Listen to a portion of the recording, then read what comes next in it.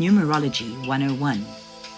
For those of you who are brand new to the concept of numerology, hi there. Don't worry if you're wondering what it is or what it does. I will share that with you. I have understood a lot about it and taken time to shed some light on the matter and give context to the special nature of the numbers themselves. Then you can decide if you as an individual resonate with this beautiful tool or not. We don't all have to understand every last detail about it, but the fact that this tool can be used to outline you and your own special, unique needs and attributes is what I personally love about it. It provides a foundation for all of us to understand our divine patterning, why we make certain choices, and why we attract certain people and certain numbers into our lives.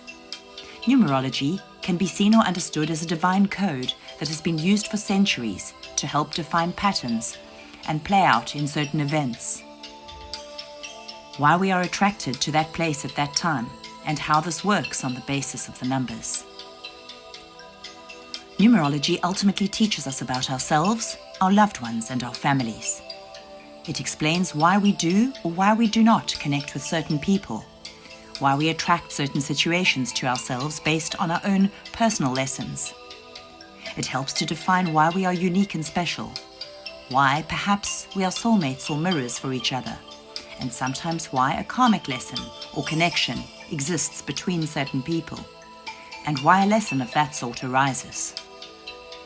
Numerology provides us with a fundamental grain of our own nature, something that we are born with, that follows us through each day for the rest of our lives. Essentially, it empowers us with the ability to change our reactions and actions where we feel they are needed. The basic meaning of the numbers. 1 is the pioneer, the leader, the fundamentally individualistic type. The negative attributes of the 1 are sometimes lethargy, loneliness, or depression. Number 2 is the giver, the nurturer, the person that works at partnerships and commitment and being loving in a relationship. The negative attitude or attributes of the 2 is that they can be codependent, needy, and over-emotional at times. The 3 is a hard worker, a doer, and a creative, passionate by nature. The negative attribute of a 3 is that they can be workaholics, fanatical, blunt, and their passion can turn into fire and temper. The 4 is the stable, orderly, routine, and fundamentally disciplined type. The negative attributes are that they can be too rigid or a bit boring and get stuck in self-limiting routines. The number 5 is the freedom seeker and the rebel. The 5 loves adventure and dislikes anything that could cage or trap them. They lack commitment at times and can destroy or sabotage the good things and have this need to break free and not feel trapped. They can also take fun and partying to an extreme and need to beware of addiction. The number 6 is all about love, family, and humanitarian ideals. It's a number that resonates with compassion. The negative attributes of the 6 is that they can be unmotivated or live in a dream world. They often need to learn to stand up for themselves. They really like to keep the peace. The number 7 is the deep thinker, the focused, and the project-orientated one. The other side of them is their loner and somewhat reclusive or hermit-like side, and they can also be emotionally detached. Number 8 is the dependable and the infinity and the wealth creator, the powerful leader and the hard worker.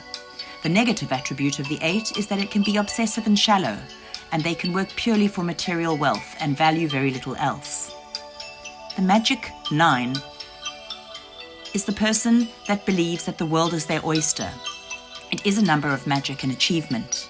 However, the negative of the attribute of a 9 is the mirroring and absorbing of negativity around them, and thus they can take a long time to learn the fundamental lessons and come across naive at times.